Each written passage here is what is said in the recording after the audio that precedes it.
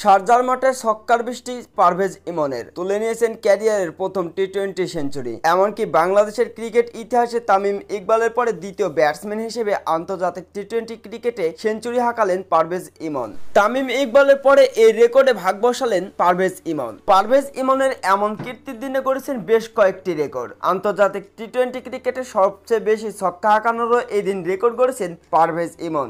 এমনকি সবথেকে দ্রুততম সেঞ্চুরিরও রেকর্ড গড়েন বাঁহাতি এই ব্যাটসম্যান। বাঁহাতি এই ওপেনার ব্যাটসম্যান শুরু থেকেই এক প্রান্ত আগলে রেখে খেলে গিয়েছেন প্রতিপক্ষের বিপক্ষে।